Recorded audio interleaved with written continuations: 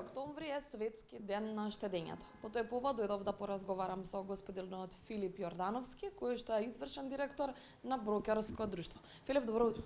Добро утро. Да веднаш ќе те прашам околу светскиот ден на штедењето, што всушност значи штедење и зошто токму 31 октомври е светскиот ден на штедењето? Па вака, штедењето веќе 31 октомври како меѓународен ден е прогласен веќе 101 година. Лани беше јубилејната година, 100 години од прогласувањето на денот. Инаку, ајде малку историја од каде потекнува. Штедењето, како штедење си постои, луѓето си наоѓале начини како да си трнат пари на страна за некои поубави денови или за некои потреби кои што во текот на животот ги имале. Но официјално постоел меѓународен конгрес на штеделниците во 1924 година во Италија, во Милано, каде што на тој ден решиле да го одбележат тој ден со цел да секоја година се дига свеста за штедењето на едно, ајде да речеме, поголемо ниво, и веќе 101 година сите банки, штеделници, финансиски институции го одбележуваат овој ден со тоа што имаат, организираат некои пригодни настани за едукација на луѓето, зошто е добро да се штеди, кои се придобивките од штедењето. И еве, ден денеска го прославуваме тој ден. Кај нас во Македонија обично банките и штеделниците прогласуваат најдобар шалтерски работник, најдобар вработен, и се дискутира, да речем, јас кога сум работел во банкарски институции, сме носеле дечиња од училиштата каде што сме разговарале, што е штедење, сме зборале за валути, зошто е добро да штедат.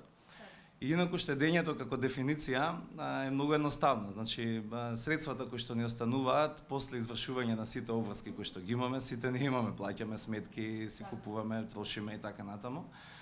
Тие средства што ќе останат, велиме дека се заштеда. Сега, ако прашате некој финансиски експерт, ќе ви каже дека е доволно барем 10% од вашите приходи да ги заштедите.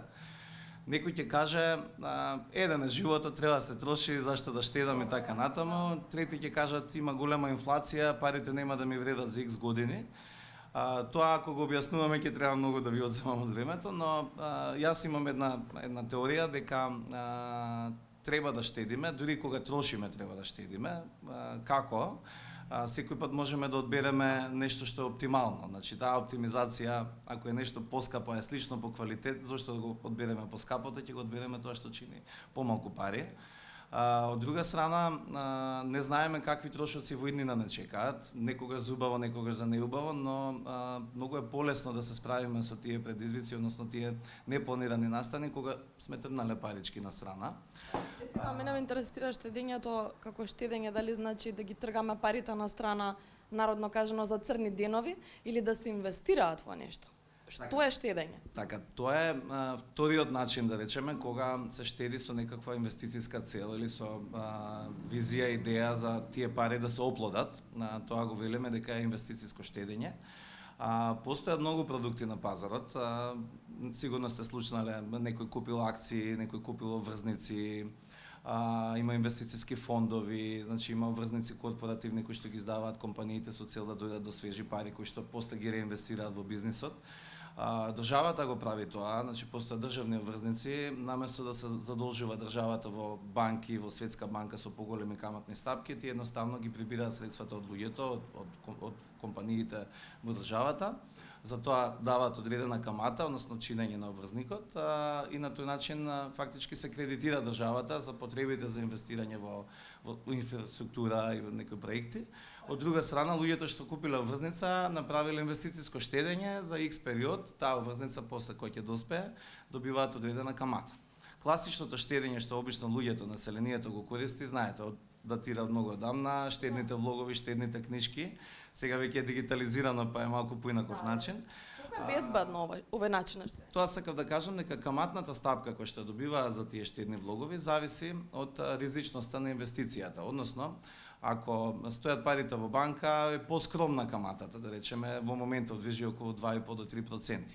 Врзана е со референтната каматна стапка, и тоа е некоја слична терминологија, нема да навлагам, но Народната банка преку своите инструменти ја диктира економијата. доколку е потребно да се соберат депозити, тогаш се зголемува референтната каматна стапка, со тоа се зголемуваат и каматите. Банките прават акции и ги прибираат средствата од населението, од компаниите. Доколку се преликвидни банките, тогаш ја намалуваат каматната стапка, односно државата повторно преку своите инструменти ја намалува таа референтна и се намалуваат и каматите и на кредитите и на депозитите паралелно. Колку е поризична инвестицијата, толку се поатрактивни и каматите и приносите на тие средства. Значи едноставно луѓето треба да си одлучат каков тип на продукти сакаат да користат и колку сакаат да преземат ризик. Постои ли најсигурен начин на штедење на пари? Се што е регулирано со закон, за се што добивате договорче кој ќе ги ставите некаде парите, јас тоа го викам каде што има регулација, е сигурно. Значи постојат одредени ризици во одредени продукти, каде што тоа треба убаво да го објаснат, нели, компаниите кои што тоа го продаваат, кои што го нудат на пазарот. Претежно тоа се инвестициски фондови, пензиски фондови и така натаму, но постојат и продукти каде што нема никаков ризик да се загуба средствата, едноставно прашање е колкава ќе биде каматата и приносот. Како што кажав, се зависи каде тие пари потоа ги пласира тој што ги чува. Во случајов банките ги реинвестираат во кредити, ги пласираат во кредити, за тоа заработуваат камата, на тој начин ја враќаат каматата на штедачите.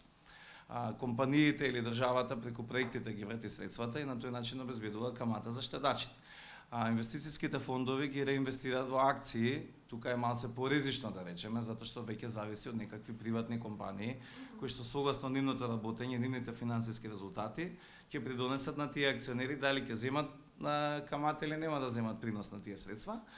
Затоа велам, постои за секого по нешто. Најсигурното штедење е секако институционалното штедење, не чување на парите дома. Значи, знаеме дека може во секој време или да ги загубиме, или да не ги украде некој, не дај Боже.